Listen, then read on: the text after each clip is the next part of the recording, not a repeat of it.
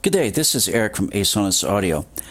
I'm going to go over with you today a technique for taking a bass loop or drum loop and converting it to Midi for if you want to be able to edit it and change the sound of it.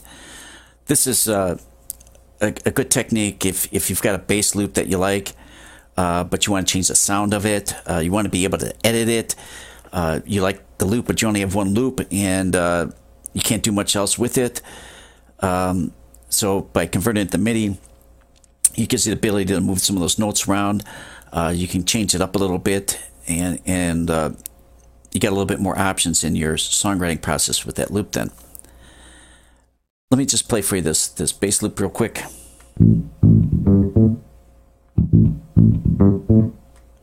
Okay, and then I got this drum, just basic drum track here.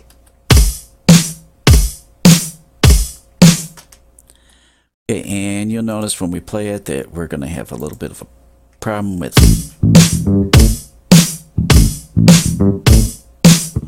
Okay, there's some quantizing issues with this being synced up, and I'm going to show you how to fix that.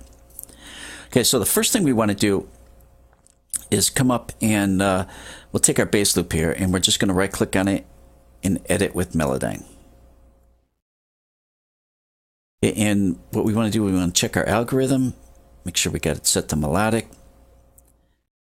Now I've actually gone through and edited this already, but the one thing you want to watch out for is the note separations on here. Now when I first did this, these two notes were actually connected together. These were connected. You can see the note separation markers on here. So basically what you have to do is go up to the note separation tool here and go through and just click and break these notes apart. So you just want to make sure that these notes have their own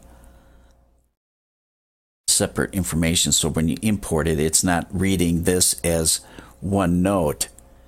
You're getting two notes. Otherwise you're just going to get one long sustained note here instead of doot. Okay, so that's really the main thing you want to watch out for, and just check to see if there's any like errant little pieces of note information that don't belong in here. Sometimes Melodyne gets a little confused with that, and just go through and check that and make sure that you you just kind of cleaned it up a little bit. And then you want to come up here to settings and hit save as Midi.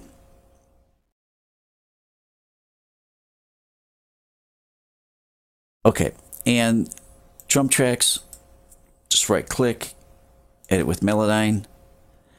This time we want to make sure our algorithm is set to percussive. Okay, since I've already edited this, it's going to look just a little bit different, but when you first edit your track that you're trying to extract MIDI data from, you're going to see one long loop here.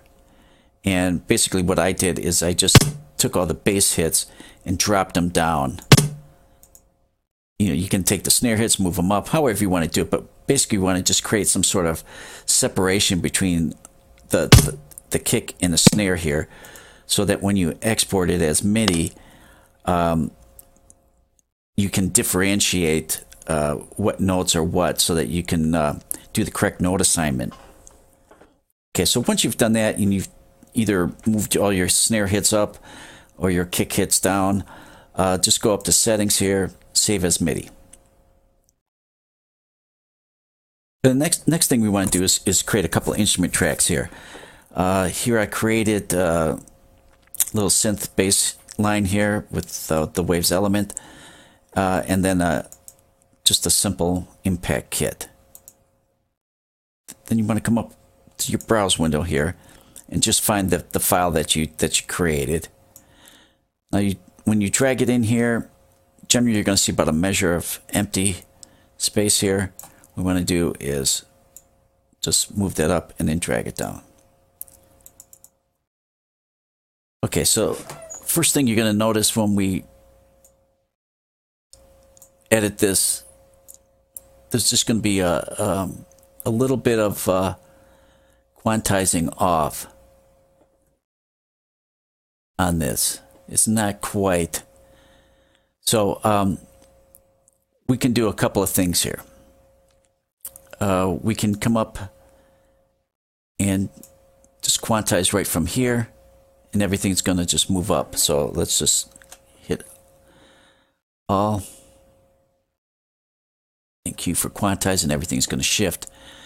Okay, and you're going to notice another thing is some of these notes are a little bit more sustained than they should have been. There's just no getting around that. You're going to have to do a little bit of editing. And also you want to kind of check some of your velocity levels here as well. So make sure you got a grid that is useful enough for moving these notes around. If it's set the quarter note, you're not going to have much room for moving these. So, you know, we can just go through and just make sure some of these notes, like this one, should not be. Just take some of these notes and move them down and just kind of listen for them.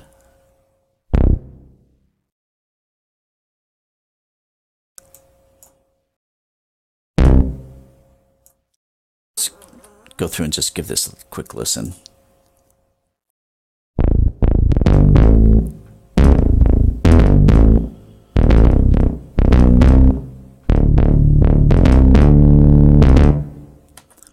Okay, so there's obviously some further cleanup we can do as far as like the note values and how long they stay there, and edit these velocity layers a little bit.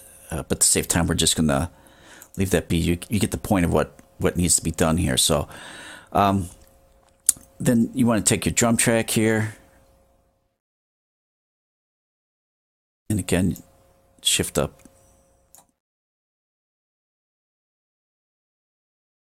Okay, so you notice then we gotta find all of our kicks.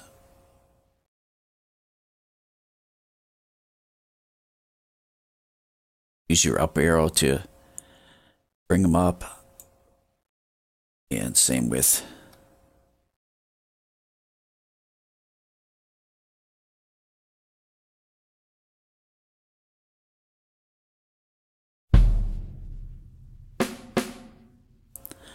okay, you can see that this note's a little off here. You can just kind of quantize this one if you want to just manually move it.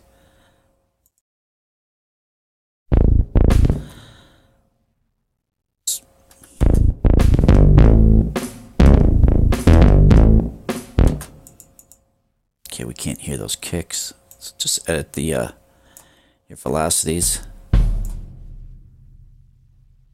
Just going to crank all these for right now. Obviously, for humanization, you wouldn't want to do that, but just so we can hear everything.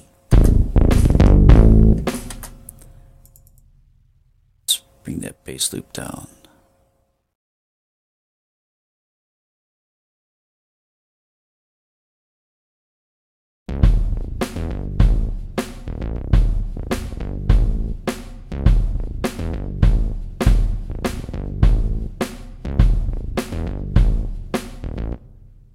Okay, so there we go. Now I'm going to show you another way to kind of make these drums kind of groove a little bit more, and this bass line too. Is what we're going to do is we're going to come up here to our original bass loop, and what we want to do is do detect transients. Okay, and then we're going to come up here to our audio bend to, and we're just going to hit analyze. Okay, and then come back to quantize and just hit the groove here and just drag the groove up here, and then what you can do is just go ahead and apply that groove. Both of these.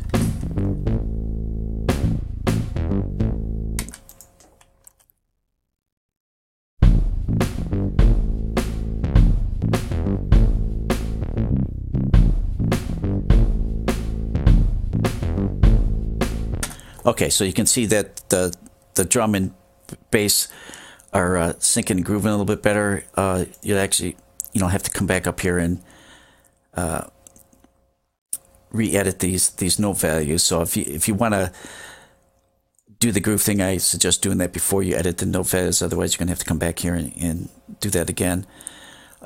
So that just gives it a little bit more that human feel to match this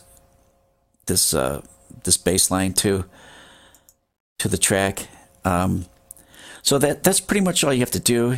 Like I said, now you can, once you have this bass line in here, you can take all these notes, you can shift it up a whole different key, or just move one note around. So if you want to change the bass line up a little bit, now you can take that that cool bass groove that's there, and you've got a little bit more flexibility and some of the things you can do with it. So hope you enjoyed this. You find some use for it as well. Please like and subscribe. Share this video if you can. Please hit the notification button if you want to subscribe, and that way you know when new videos come up. And we'll be giving away some impact kits on this channel as well, custom impact kits that you can use, as well as some other great things we're going to be doing as our subscriber base grows. So help become part of this, be a join with us, and hopefully we'll give you some things that are useful, and some nice freebies along the way too. So take care and have a great day.